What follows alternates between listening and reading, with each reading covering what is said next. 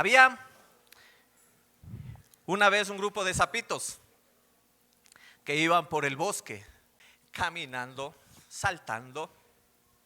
Y este grupo de sapitos en medio del bosque, dos de ellos ¡pum!, cayeron a un pozo. Y cuando ellos cayeron al pozo, cuando desesperados, el pozo era tan hondo, desesperados por salir, saltaban y saltaban y saltaban. Y los demás sapitos alrededor les decían: ¡hey! Ya no pueden, quédense ahí. Miren, es un pozo muy hondo, es un pozo muy profundo. Nosotros vamos a continuar. Y ustedes ya no pueden, lastimosamente, no pueden salir. Y los dos sapitos que estaban en el pozo intentaban salir. Y hacían con todo su esfuerzo, que cogían con todas sus ancas y querían saltar, pero no podían. Cogían las paredes y querían ellos que tratar de salir. Ellos querían ayudarse, no sé si ahí hacerse patitas para poder saltar entre los dos que estaban. Y los demás arriba, alrededor del orificio, alrededor de la apertura del pozo, les decían: no pueden, quédense, échense ahí y lastimosamente van a morir. Ustedes ya no pueden salir de ahí. Y uno de los sapitos que estaban ahí en el fondo del pozo se echó, se sentó, dijo: es cierto, ya no puedo salir, me voy a quedar aquí. Se rindió. El otro sapito que estaba en el fondo intentaba, saltaba, quería salir del pozo. Y el resto de los sapitos igual le decían: no puedes salir, ya nos vamos, nosotros seguimos nuestro rumbo. Y tú ya te puedes quedar, haz como tu amigo, haz como tu compañero, échate, no puedes. Pero él, cada vez que le decían eso, él quería, intentaba y buscaba la manera de cómo salir del pozo. Y se repetía y se repetían las palabras del grupo ahí afuera, que no puede, que ya se eche, que ellos ya empezaron a seguir su camino. Cuando de repente el sapito cogió y con un impulso, ya con las últimas fuerzas, con el último aliento, cogió, se impulsó y salió del pozo. Y todos se quedaron sorprendidos. Dijeron: ¿cómo lo hiciste? ¿Cómo lo lograste? Y cuando él veía todo lo que les decía, el sapito solo les hizo así. El sapito era sordo. Y cuenta la historia que él, cuando les veía lo que ellos decían con sus bocas, lo que ellos decían, el sapito decía: yo entendía que ustedes me estaban dando ánimo para salir. Yo entendía que ustedes me estaban dando ánimo para poder salir y seguir juntos y ir con ustedes como mi familia. Yo veía que ustedes me animaban. Yo veía que ustedes no me iban a dejar aquí morir.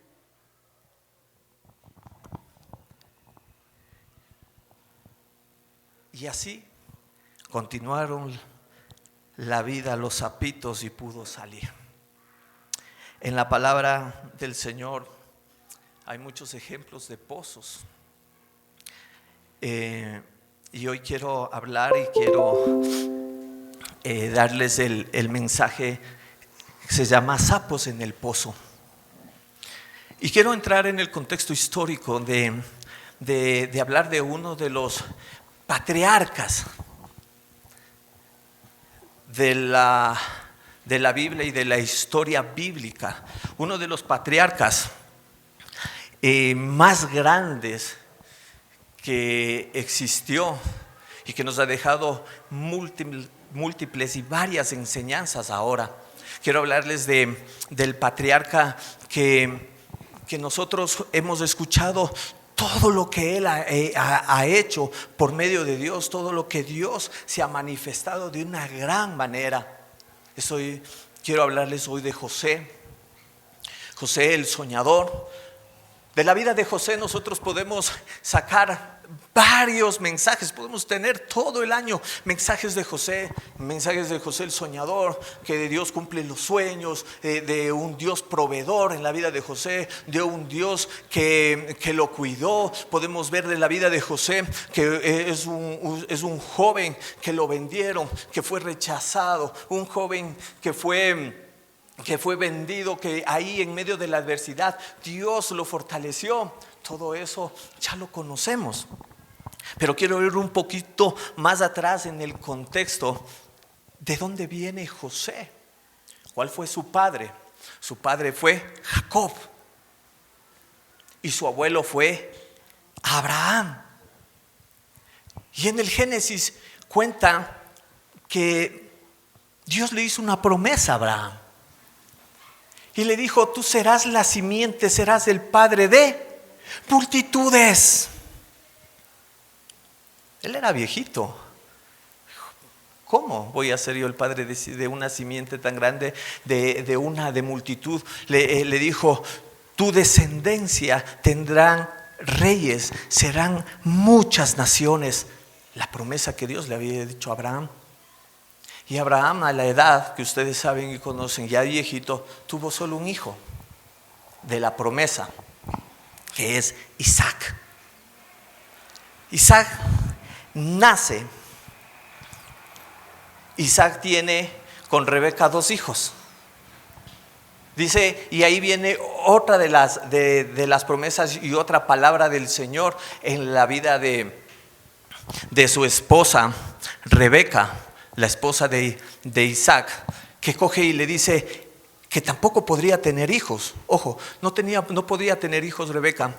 Y orando, y Dios hace el milagro, y en el vientre de ella empieza a ver una lucha, y dice: ¿qué es esto? Yo siento algo, no sé, pataditas ahí, por si acaso las mujeres que son madres me pueden dar fe de lo que estoy diciendo. ¿Qué sentiría ella? Y Dios le dice a Rebeca, dice: en tu vientre hay 2 naciones, que el mayor le va a servir al menor, siempre van a estar en conflicto, le dice el Señor. Y así fue que cuando nació Esaú, fue el primero que nació, ¿sí? Dice que era velludo, era una sola hebra. Para mí que era el primer Chewbacca que nació, porque dice que de ahí nació Jacob, y que dice el que le cogía del talón. ¿Y Jacob era qué? Era lampiño, era pelado. Estos mellizos nacieron los hijos de Isaac y de Rebeca. Y aquí viene algo interesante. Esaú era con Isaac. Isaac cogía y le amaba mucho a Esaú. Esaú se dedicaba a la caza. Era un cazador muy diestro, un cazador muy profesional. Rebeca, su madre, era con Jacob. Jacob era pastor. Él se dedicaba a los rebaños de su padre. Y Jacob también se ve que creo que era el primer Masterchef de la época, porque cuenta la historia que él estaba preparando un guiso y vino Esaú, cansado, fatigado de la caza, y ahí empezó y dijo: qué rico que huele, qué bueno. ¿Quién había preparado esa comida? Jacob. Entonces Jacob era un excelente chef. Y le dijo: bueno, ¿tanto quieres? Sí, es que tengo un hambre, no te imaginas. Y Jacob, ¿qué le dijo? Bueno, arreglemos.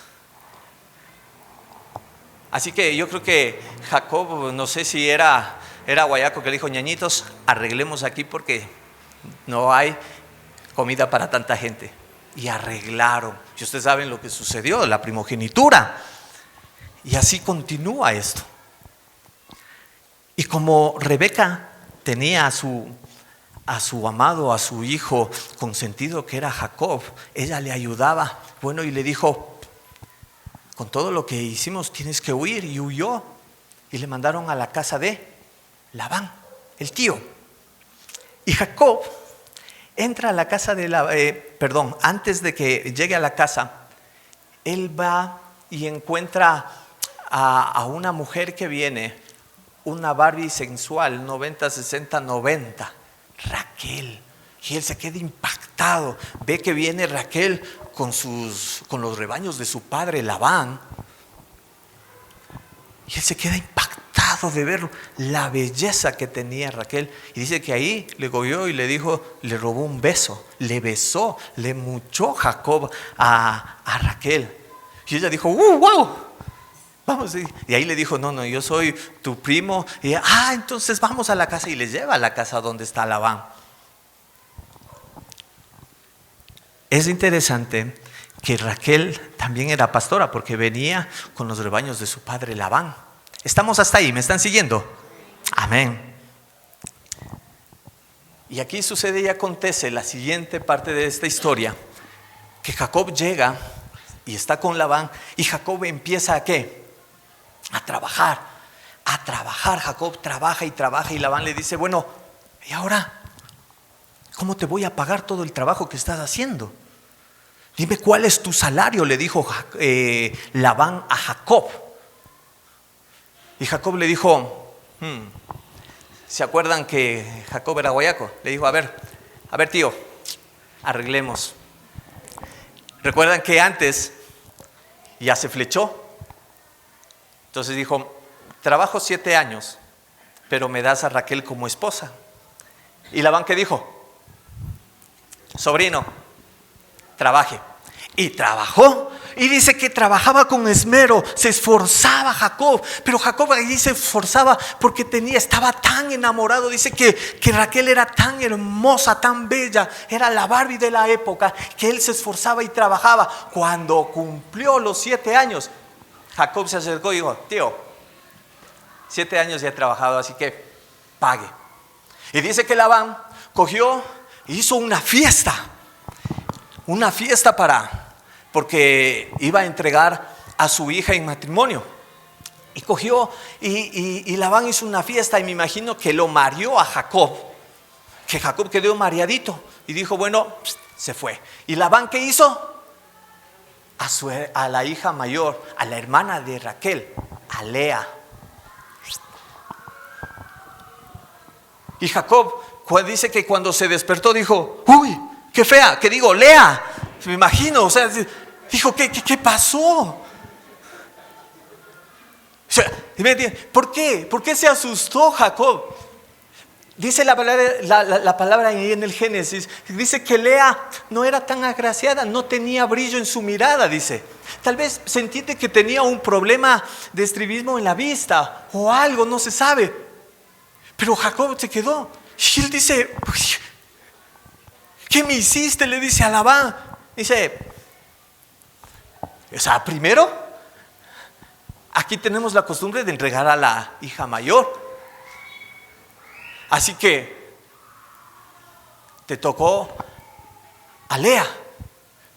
¿Recuerdan? Y ahí se ve como todo lo que todo lo que sembró Jacob está empezando a cosechar.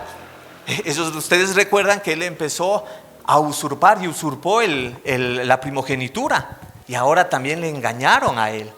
Entonces él también engañó y ahora le están pagando de la misma moneda.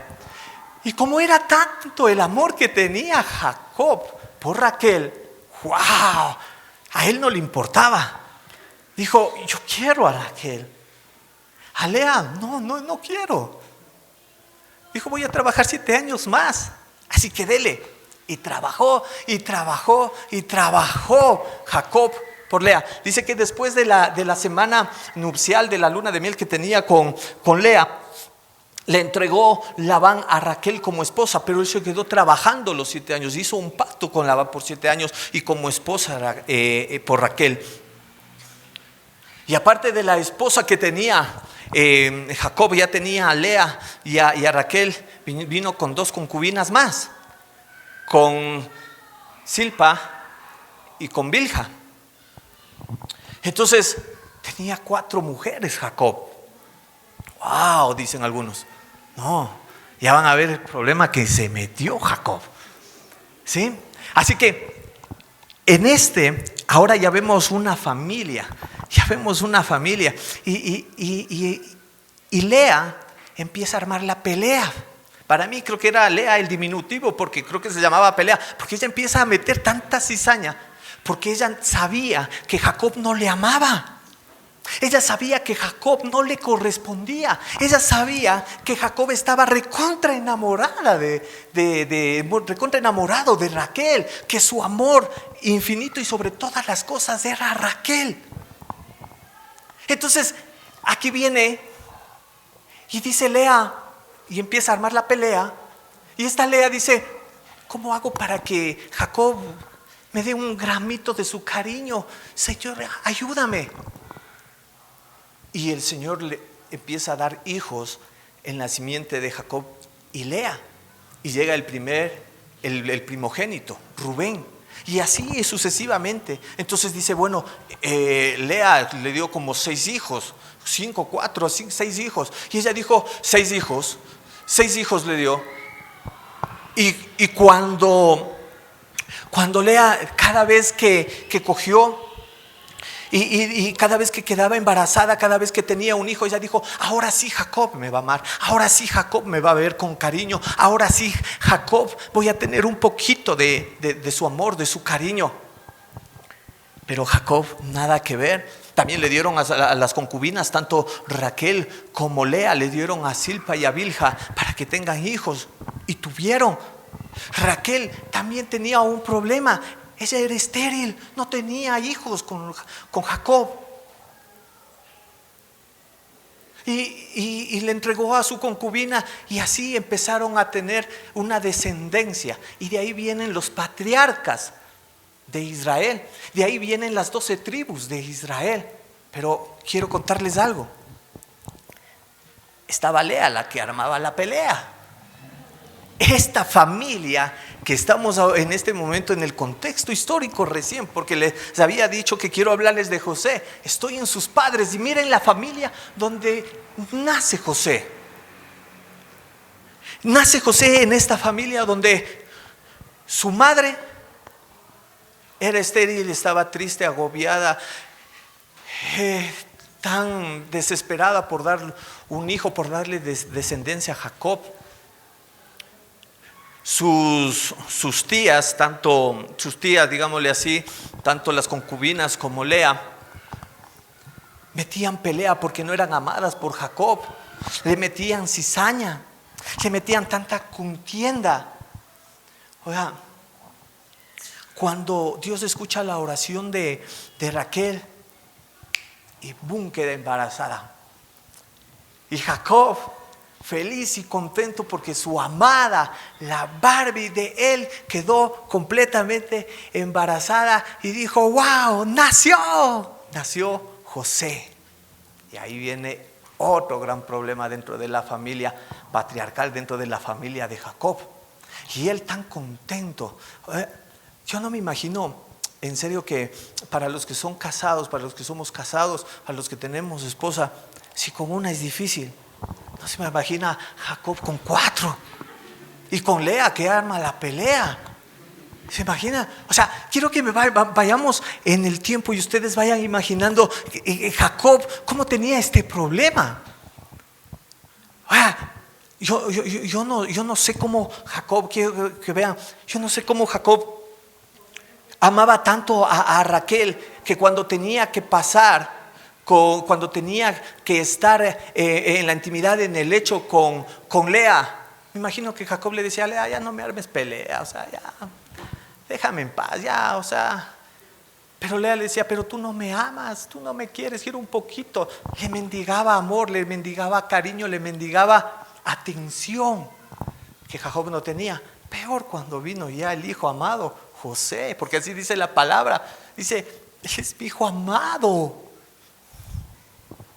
Dice: él es mi hijo amado, que lo tengo en la vejez. Esta palabrita, la vejez, no se entiende tanto a la edad, porque recuerden que años más tarde Jacob tiene a Benjamín, al Benji, entonces al ultimito, ¿sí o no? Entonces no se entiende, sino tanto a la sabiduría que pudo adquirir José.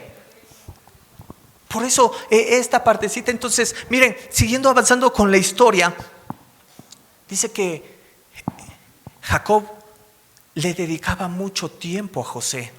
Jacob le dedicaba horas y horas, y a todos sus hijos, a Rubén, a Adán, a Neftalí, a Aser, a Judá, a Simeón y al resto de los demás. Si tal vez no los nombré, no les prestaba atención. ¿Cuántos de nosotros nos parecemos a esta familia? ¿Cuántos de nosotros tiene problemas? ¿Cuántos de nosotros en nuestras familias hemos tenido hermanos? ¿Cuántos de nosotros tenemos hermanos y desde pequeños hay problemas, hay dificultades? ¿Cuántos como padres no tenemos al preferido?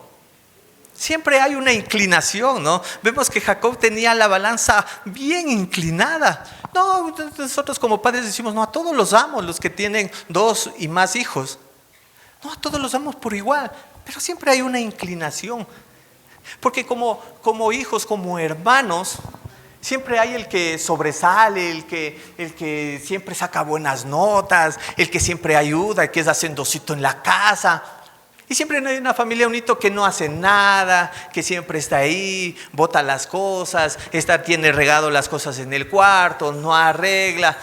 Y a veces él es el más premiado, ¿verdad? Entonces, es algo normal lo que pasaba. Bien, ya pasaba hace más de 2000 años y pasa ahora. Vemos aquí que Jacob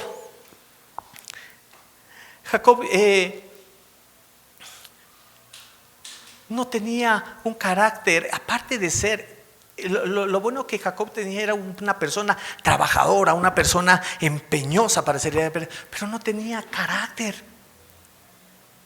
No tenía un carácter bien puesto. ¿Por qué? Porque cuando Labán, volvemos un poquito más atrás, cuando Labán le dice, te doy a Lea como esposa, él te debe decir un ratito, no, yo trabajé por Raquel, no me interesa tu tradición, por ella trabajé y no. Y él dijo, no importa, voy a trabajar por Raquel más.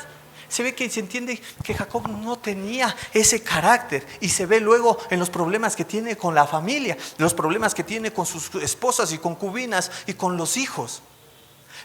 Jacob empieza a andar con José de arriba abajo hasta que llegó y le dio su túnica de colores.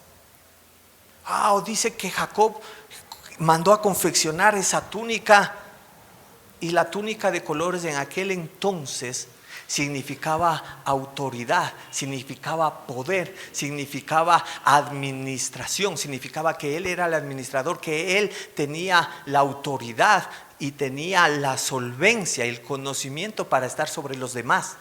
Eso significaba la túnica en aquel entonces. Entonces, cuando sus hermanos vieron que la túnica le regaló Jacob a José, desde ahí dijo, él va a estar por encima de nosotros, porque eso representaba la túnica. Dijo, él va a estar por encima de nosotros. Él, un muchacho de 17 años, nos va a dar a nosotros, nos va a enseñar, él nos va a dar órdenes, él nos va a nosotros a corregir. Mal. Si vamos entendiendo, vamos hasta ahí. Entonces estamos entendiendo qué problema que tenía Jacob. Él no tenía la autoridad para ir corrigiendo. Él estaba embobado con su hijo. Estaba haciendo unas cosas buenas, sí, pero al mismo tiempo estaba creando y estaba educando a los patriarcas de Israel en una perfecta perdición. Y lo vamos a ver luego, que gracias a la providencia de Dios nos llega a suceder, porque casi ahí casi con sus hijos, con todo lo que Jacob empezó a sembrar en su familia por no tener la autoridad para corregir a tiempo, los patriarcas casi no salen. Entonces Jacob y José, como era el hijo consentido, le enseñaba. Una de las cosas que le enseñó es a escuchar la voz de Dios, a ser obediente hacia Dios. Una de las cosas que vemos como padre a Jacob, enseñó eso de José. En sus otros hermanos tal vez no tenía esa devoción, ese cariño por los demás.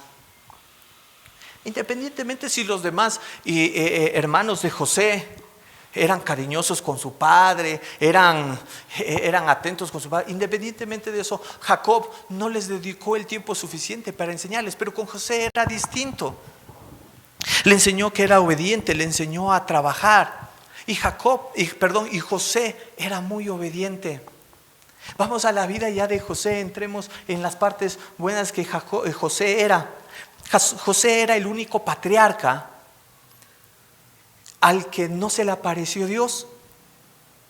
Ustedes ven que a Abraham, a su abuelo se le apareció, a Isaac, a Jacob se le apareció, pero a José es el único patriarca que Dios no se le apareció.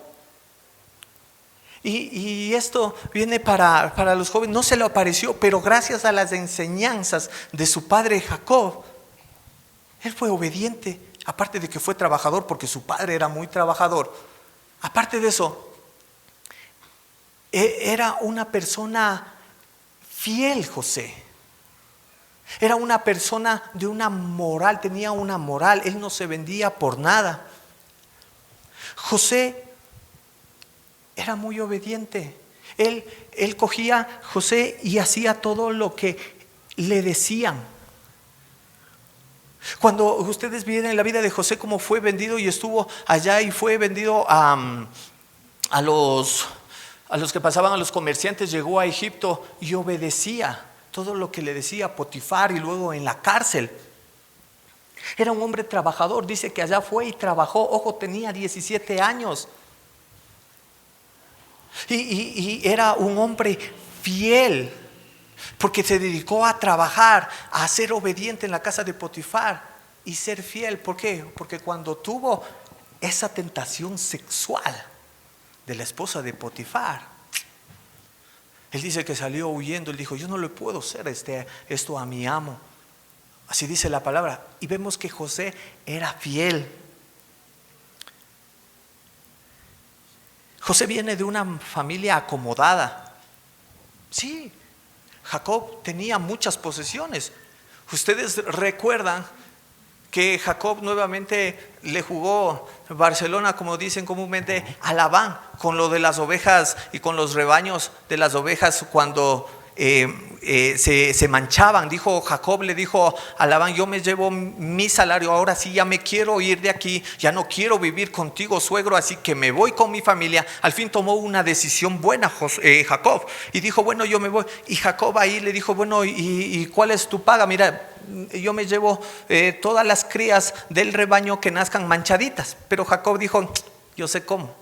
Y cogió las ramas y les puso en el lavadero donde tomaban, y las ovejas nacían manchaditas. Y los hijos de Labán dijeron: ¿cómo que es? Y nos está dejando en la quiebra. Algo hizo. Entonces miren, nuevamente Jacob volvió ahí a jugarle Barcelona a su tío y salió con un gran rebaño. En ese tiempo ¿cómo se llama? La riqueza se medía por los rebaños que tenía. Y Jacob tenía muchas ovejas, muchas cabras. Y se entiende que era una familia acomodada en la que vivía José. Entonces, de esta familia acomodada, vemos nosotros como padres, los que son padres, los que van a ser padres, los que piensan en casarse y van a ser padres, la sabiduría que debemos tener en encaminar a nuestros hijos en el temor, en el Señor y en el temor de la palabra de Dios. Porque vemos la vida de José, que las enseñanzas que tuvo de Jacob como padre, él las pudo enfrentar cuando estuvo esclavo en Egipto, cuando estuvo totalmente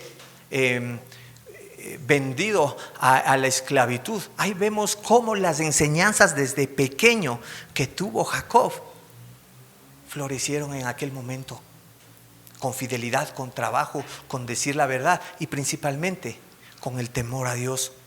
Dios no se le había presentado a José en ningún momento.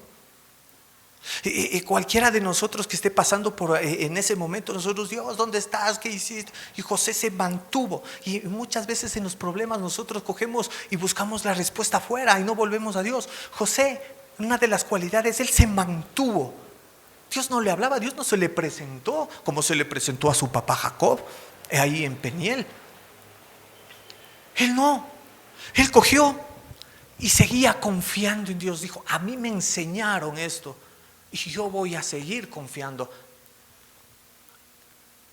Sabía y conocía perfectamente José a Dios, y no porque lo había visto, sino por las enseñanzas que tuvo de su padre. Así que papás, mamá, papá, tenemos una gran labor de inculcar a nuestros hijos en el temor y la obediencia a Dios desde pequeño.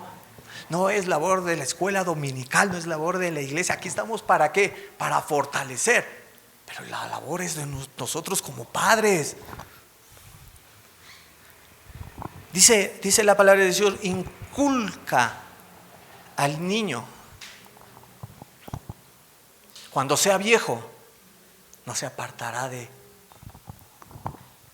Tenemos una gran labor. Miren, pero ya para entrar en el tema principal de hoy, de sapos en el pozo, quiero que vayamos al texto bíblico, Génesis 37, 24,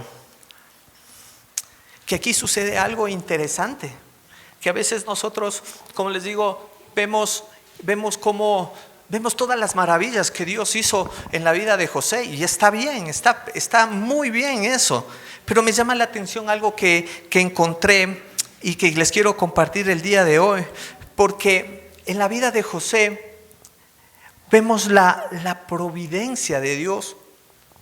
Una de las cosas que me llamó la atención es la providencia que es manifestada grandemente, enormemente en la vida de José.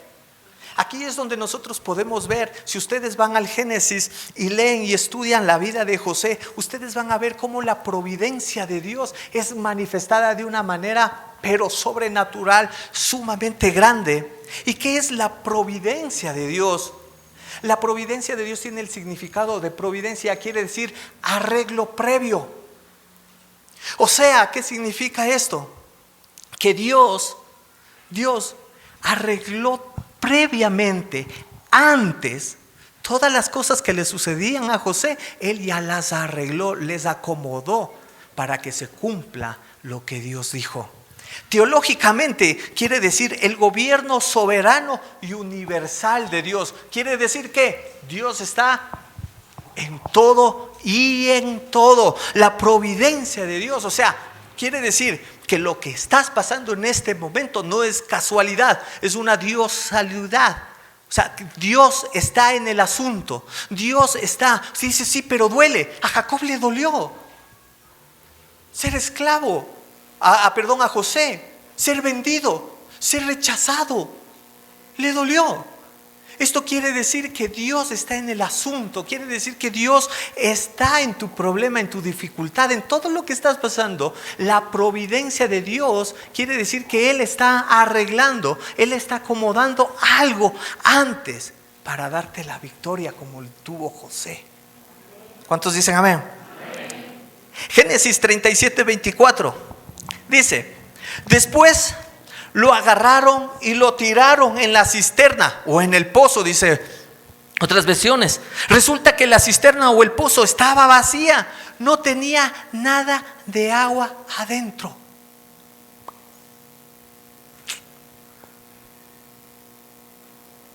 Cuando los hijos de Jacob salieron a pastar a todos los rebaños, y ya no venían semanas, días, pasaron 2, 3, 4, 5, 6, 2, 3 semanas y no asomaban. Jacob le dice a José: anda a buscarlos, algo pasó o algo hicieron. Se entiende que todos los hijos de Jacob salieron con los rebaños y se fueron a la tierra de Siquem, más o menos unos 80 kilómetros. ¡Wow! Es lejos. Y se entiende que por el mal trabajo que hicieron ellos, tal vez ya no había pasto para los rebaños en los alrededores, así que tuvieron que irse demasiado lejos. Tuvieron que irse 80 kilómetros más. Entonces, era lejos y con todo ese rebaño. Entonces José sale, como era muy obediente, a buscar a sus hermanos. Entonces sucede que acontece que va José con su túnica y no les encuentra en Siquem. ¡Qué bandidos! Y dice que por ahí pasaba otra persona y dijo, bueno, ¿y a quién buscas? Le dice esta persona a José. Dice, mis hermanos no les veo aquí, estaban aquí unos pastorcitos, bueno, que estaban con sus recién. Dice, ellos se alejaron, dice, fueron 15 kilómetros más al norte, más lejos. Wow. Y se ve que en la tierra de Siquem era una tierra tan peligrosa, porque ahí, en semanas antes, días antes, sus hermanos habían asesinado al que violó a Dina, que era su hermana. Entonces ellos ya venían con un antecedente de ser asesinos. Y es interesante que todo lo que pasa con los hermanos de José empieza a manifestarse de una manera ya real en contra de José en ese momento. Ustedes recuerdan que Jacob no pasaba tiempo con ellos. Y dice la palabra de Dios que todos los hijos de Jacob, todos los demás, menos José, empezaron a tener envidia, ¿verdad? Y te puedes imaginar, ¿y por qué solo a él? ¿Y por qué no a nosotros? ¿Conmigo cuánto pasará tiempo? ¿Conmigo cuándo me enseñará? ¿Cuándo me enseñará a jugar fútbol? ¿Cuándo me enseñará, se sentará un día mi papá con esto? Quiero que vean cómo los demás hijos, los hermanos de José y los hijos de Jacob empezaron a tener envidia. Y dice, ¿cuándo mi papá me regalará a mí una tuniquita? No de colores, pero más que sea una blanco y negro. ¿Cuándo? Y esa partecita de la envidia es la raíz, es la semillita para el odio. Ojo, es muy interesante. Que la envidia es la semillita para que crezca el árbol del odio. Porque dice que cuando José les fue a buscar, y dice que ellos lo vieron a lo lejos, ¿qué le dijo? Ahí viene el soñador, ya viene otra vez salir a quejar con nuestro papá. ¿Qué dijeron ellos? Matémosle. Miren el odio que tenían ya sembrado sus hermanos contra José. El odio que ya, la envidia que fue una semillita, ahora ya se hizo un árbol. Ya asesinaron a los de Siquem por haber violado a su hermana Dina. Entonces ya tenían un antecedente que eran peleones. Ya tenían un antecedente que eran conflictivos. Pero cuando le agarran, con lo que dice el Génesis, lo agarraron y lo tiraron. Ellos estaban ya hasta la coronilla, ellos estaban colmados de todo lo que pasaba con José. Ahora, todo lo bueno que ustedes han escuchado de José es hermoso como Dios y la providencia de Dios se manifiesta. Pero yo veo algo interesante también, alimentado por Jacob como padre y también alimentado como José como hermano. Porque claro, era el consentido. Ustedes ven cómo es un consentido. Arregla. No, a mi mamá no me va a decir nada, porque yo como soy el consentido, ¿yo para qué voy a arreglar? ¿Sí o no? Entonces, ¿cómo José, cuando tuvo los sueños, capítulos anteriores, cómo José se acercaría a decirles, hey, ñaños, tuve un sueño y las espigas de ustedes se inclinaban como la ven? ¿Cómo le diría? ¿Cuál sería la actitud orgullosa de José con sus hermanos? O sea, se puede imaginar, porque dice que cuando los hermanos escucharon, le odiaron más. O sea, José estaba regando esa semillita de la envidia para que se convierta en el árbol de odio. ¿Cómo llegaría José a decir, ustedes se van a inclinar ante mí? Los hermanos interpretan el sueño que Dios le da a José, interpretan muy bien, pero no tenían el discernimiento espiritual de lo que iba a pasar en el futuro. Lo interpretan bien porque le dicen, bueno, ¿y acaso nosotros vamos a inclinar a ti? Estás mal. Y recuerdan que él ya tenía la túnica de colores, que significaba ¿qué? Autoridad, que significaba que él estaba sobre sus hermanos. Peor con el sueño. Cuando va y cuenta el sueño, vuelta con el papá y le dice: el sol, la luna y las estrellas estaban al... Y le dice, Jacob le dice: ¿qué es ese sueño? ¿Tú piensas que nosotros vamos a estar? ¿Con qué orgullo le diría José estos sueños?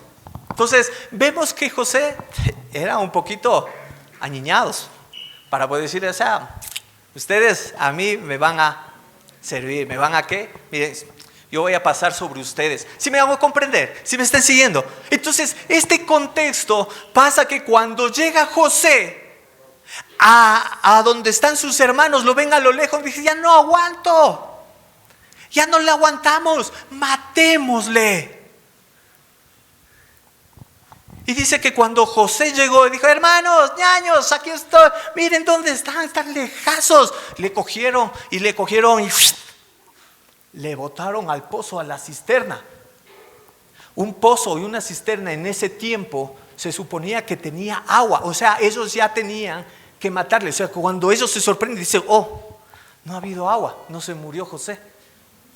¿Por qué? Porque el pozo debía de tener agua para los rebaños, pero ellos se sorprenden: no hay agua, no le matamos, ¿ahora qué hacemos? Porque la intención de ellos en su corazón ya estaba matarlo. Entonces ellos sabían que en el pozo se iba a ahogar, y si no se ahogaba y nadaba, le iba a dar hipotermia en la noche y moría. Eso es lo que estaba sucediendo. Y José, al momento que cae, y este es el punto, al momento que cae en el pozo y él ve el pozo y no puede salir, ¿qué creen que pasaría en la vida de José? Él, con el orgullo, con la pinta que iba, con su túnica de colores, yo creo que ahí se rompió algo en la vida de José, porque dice que más o menos estuvo unos 3 días ahí dentro del pozo, y cuando salió aparecieron los mercaderes y lo vendieron. Y cuando salió José del pozo, ¿cuál sería su reacción? Él dijo: ya no, al fin, gracias hermanos, perdóneme. Se puede imaginar las palabras de José: hermanos, perdóneme, ñañito, perdóname, ya no le voy a chismosear a mi papá, ya no le voy a estar contando todo lo que ustedes hacen, perdónenme por favor. Pero ellos estaban ya metidos todo. Porque dice que ellos, más o menos se calcula que estuvo 3 días ahí, y ellos estuvieron 3 días más ahí, estuvieron comiendo y dijeron: no nos importa. Y dijeron: ¿y ahora qué hacemos? Miren, no derramemos sangre inocente de nuestro hermano, nos va a pasar cosas terribles, vendámosle. Y le venden. ¿Y cómo? Dice José, dice: no me vendan. Y empieza a suplicarles: no, por favor, vean, perdónenme. Hubo un cambio de la vida de José al momento de caer y estar en el pozo. Su orgullo, tal vez el ser pretencioso, se cayeron en ese momento cuando él estuvo en el pozo.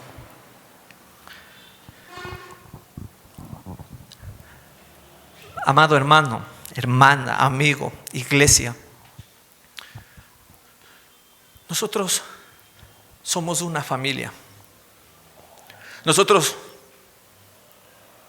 estamos como un solo cuerpo, somos hijos de un solo Padre. Y como familia, ¿cómo nos comportamos con el hermano que está al lado? ¿Cómo nos comportamos con la persona que está al lado? Nos vemos cada domingo, y a veces la persona que está al lado la conocemos porque es nuestra propia familia, pero la persona que está atrás o adelante conocemos el nombre tal vez. Cuando le dices Dios te bendiga a la persona que tienes adelante, atrás, derecha o izquierda, significa Dios te bendiga, voy a orar por ti. No conozco tu problema, pero me comprometo a orar por ti. Eso significa Dios te bendiga. Nosotros hacemos eso. Nosotros, como familia de un solo Padre, venimos y decir: Señor, no le conozco a la persona que está al lado, ayúdale, Señor.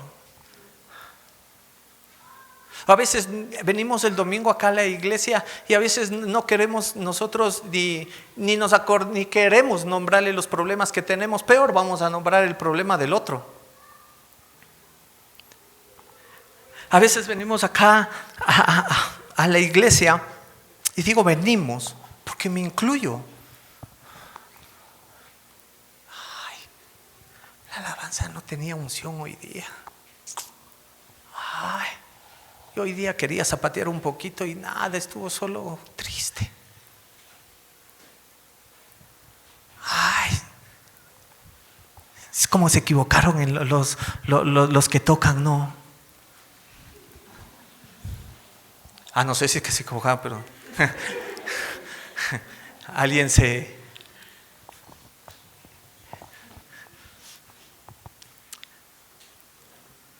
Venimos nosotros acá a la casa de nuestro Padre y juntos en armonía, dice, la adoramos.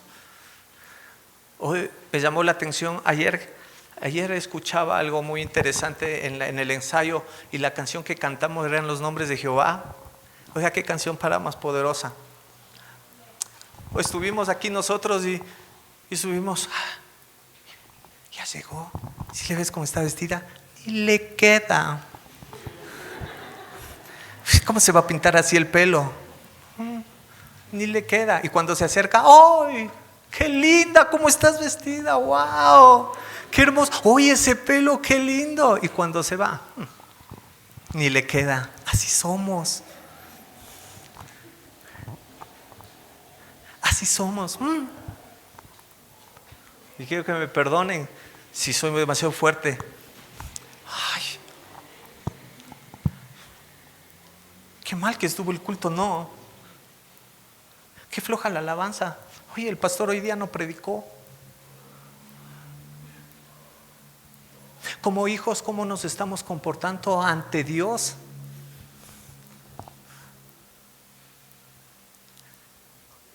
Ay, solo a él nomás como le va bien. Ay, ve, mira, ve, ese hermano se ha comprado un carrazo. Narco ha de ser. Pensamos que...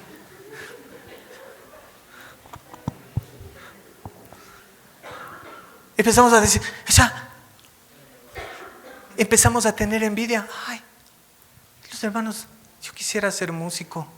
Ay, pero a ese grupito no voy. Se hacen hechos los... Empezamos a criticar, empezamos a tener envidia. Ay, ¿cómo estamos nosotros comportándonos con nuestro Padre? ¿Cómo estamos nosotros como hijos comportándonos como hijos en su casa? ¿Cómo nos estamos comportando nosotros con el hermano que tengo junto a mí? Con esto yo no quiero ofender a los demás, no quiero que estés tampoco y el hermano dijo, ve afuera al chisme, échale. No. Pero cuando lo veas, Dios te bendiga. Ores por él, aunque no conozcas el problema, no conozcas la dificultad. Dime, voy a orar por ti en lo que estés pasando. No lo hacemos. Dijo, no las, porque tampoco. También estoy incluido. En las iglesias, cuando venimos, es el lugar más hipócrita que puede existir. Perdón si exagero, pero todos venimos de aquí santitos. Y tenemos un escudo dentro de nuestro corazón, que nuestro problema no queremos ni que Dios entre. Porque venimos y todos venimos acá quebrados, lastimados. Todos venimos acá, como dijo Jack, en partes por poco. Miren, hace unos años atrás me encontraba en un pozo muy difícil, muchos años. Cuando en el lugar donde yo me encontraba, las personas que estaban al frente lideraban. Lo digo simbólicamente, no simbólicamente, sino entre comillas, delante de muchas personas. En aquel tiempo tal vez me pusieron una túnica de colores a mí. ¡Wow! El hermano Paul, wow, qué llamado que tiene, wow, qué joven que está. En aquel tiempo asistía a reuniones de jóvenes, convenciones en diferentes ciudades. Me tomaban en cuenta para llevar cualquier mensaje, cualquier palabra, y toda la iglesia, wow, wow. Y cuando decepcioné, cuando fallé, cuando caí en el pozo, aquella noche de invierno, aquella noche tan fría, ese viento helado que recorre aquí por Quito era más caliente que la soledad que me abrumaba aquella noche. Aquel viento que soplaba porque había llovido temprano aquella noche, ese viento era más caliente y me abrazaba que la soledad, que la frustración, que la tristeza que sentía. Cuando yo caí en picada en aquel pozo,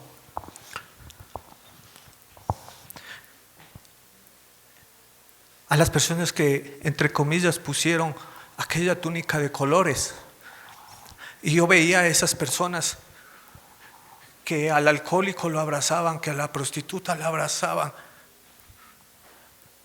y aquella noche yo veía que sus palabras eran como daga que penetraban en mi corazón, sangrando, sangrando, y solo veía su boca como esa boca se convertía en daga y lastimaba y lastimaba y laceraba y laceraba. Yo decía, sus brazos, ¿dónde están para que me abracen como abrazaban al resto? Yo les veía mancos, sin brazos, a las mismas personas que aquel entonces me pusieron una túnica de colores.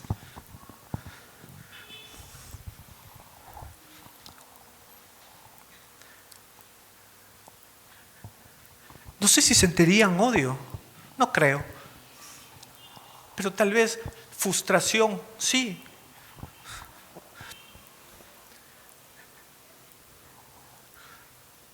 Y cuando estaba en picada ahí abajo en el pozo, lastimado, lacerado, yo también quería salir así como el sapito, saltar para salir. Pero yo solo veía sus bocas. Me decían, nos fallaste, eres una decepción, no sirves para esto. ¿Qué hiciste? ¿Qué es lo que...? Y las demás personas como testigos eran como los demás sapitos. Me dijeran, ¿cómo? ¡Qué bestia! Usted así, asado, cocinado.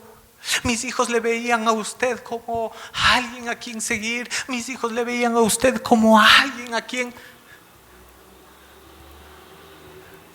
Y así veía sus bocas, yo al fondo del pozo veía sus bocas como laceraba.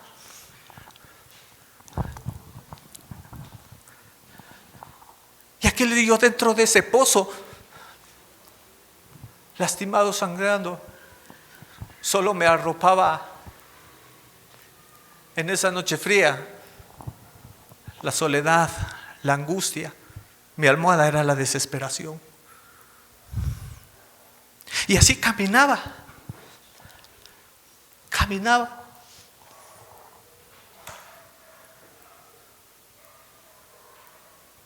Alcé, y como de un pozo tú miras hacia arriba. Yo recuerdo que no le dije a Dios, ¿y por qué? ¿Por qué permites esto? No le dije eso. Más bien dicho, yo recuerdo que no le dije nada. Yo recuerdo, salí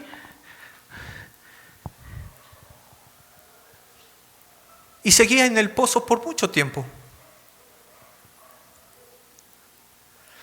Hasta cuando ya no escuché las voces que me decían que no puede. Intenté salir, intenté saltar de aquel pozo. Sabía que Dios estaba ahí, lo conocía a Dios, y logré salir. Y de la manera como casi todos, no sé si en este momento tú estés dolido, tal vez una separación, una traición. Mi esposo me pegó, me maltrató, maltrataste a tus hijos, no sabes cómo proveer a la casa, no hay dinero, no hay alimento, no hay para el arriendo. Estés roto por dentro, yo encontré un lugar donde el amor de Dios pude manifestar, donde los brazos se abrieron. Encontré un lugar donde los brazos se pudieron abrir para todos. Encontré un lugar donde sinceramente te abrazaban. No importaba lo que había sucedido, no importaba lo que habías pasado. Encontré una familia en la que tanto estaba buscando, que yo pensaba que tenía aquel entonces. Y si se me va algo, si mi voz se me quiebra, no es porque tenga dolor, no es porque tenga resentimiento, sino que quiero decirles a ustedes que así como yo estuve en el pozo, dolido, roto, sangrando, Cristo extiende su mano y te puede sacar y te puede restaurar y te puede levantar.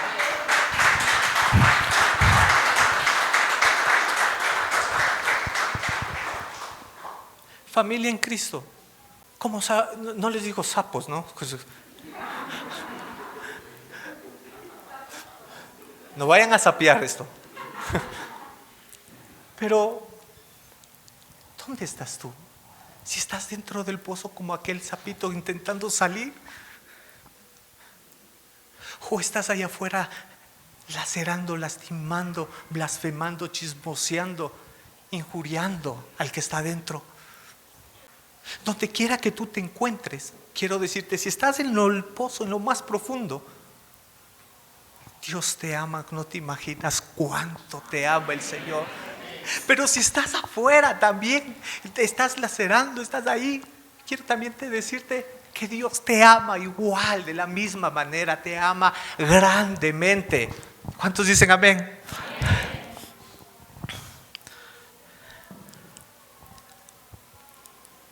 En mi trabajo hace unos meses estoy trabajando para una empresa que se dedica a la exportación de flores. Y esta empresa en la cual estoy ahí, mi trabajo es de control y algo que con la cual estoy trabajando es tema de inventarios. Y esta empresa a la cual me estoy dedicando se dedica a la exportación de flores frescas y de flores preservadas. En esta empresa de la flor preservada, ¿qué se llama? Me llamó la atención mucho de cómo se llega a hacer una flor preservada. Entonces yo fui y estaba con esta persona, la que trabaja ahí, y le llaman el proceso de la eternización. Y me llamó la atención este nombre, eternización. O sea, cuando ustedes escuchan la palabra eternización, viene y dice, pues que va a ser como algo eterno, ¿no? Entonces le llaman así al proceso de la flor preservada.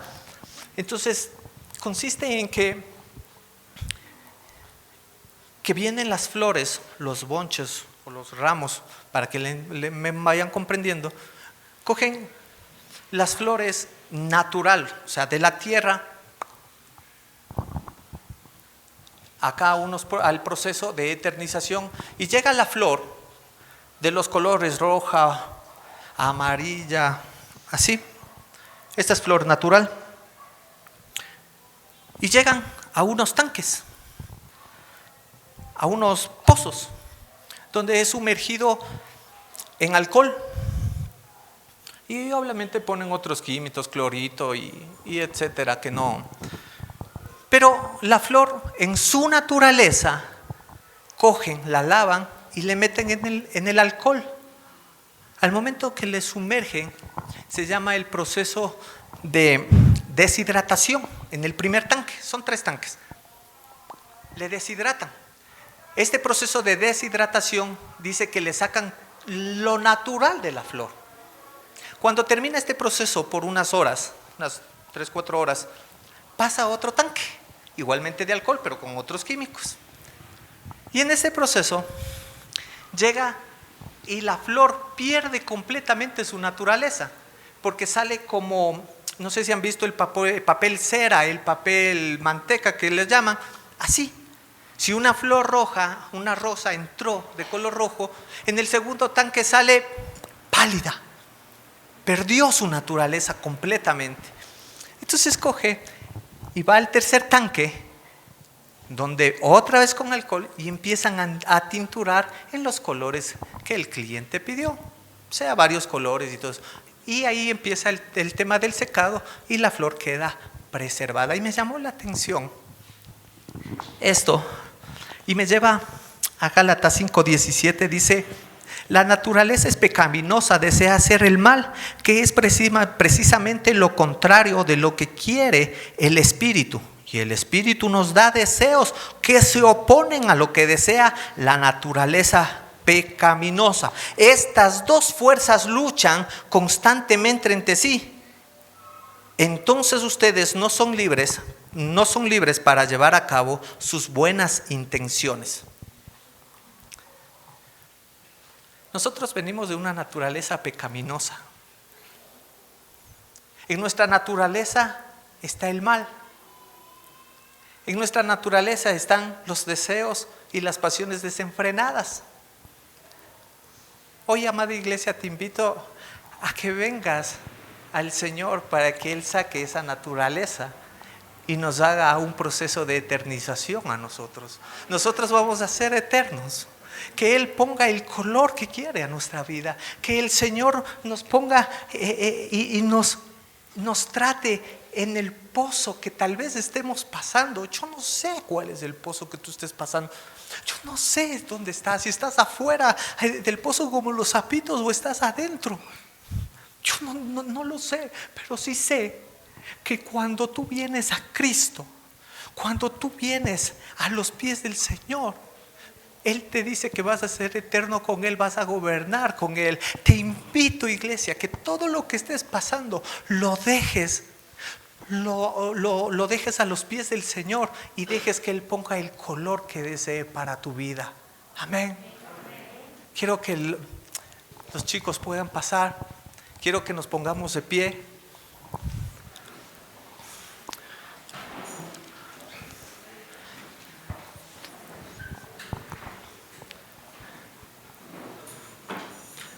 Quiero decirles que la providencia de Dios está trabajando en tu vida. Que si estás dolido, lastimado, como todos vamos a pasar por momentos muy complicados, muy difíciles. Pero yo les digo que alguna vez yo salí del pozo donde sube. Porque cuando salí del pozo, cuando fue restaurada completamente la vida, pasaron los años.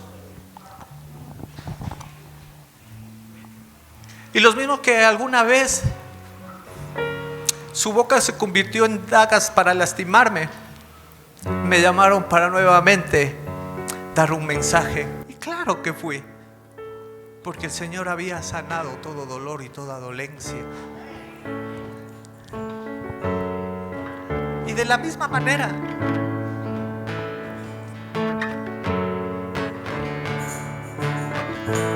hoy quiero que cierres tus ojos.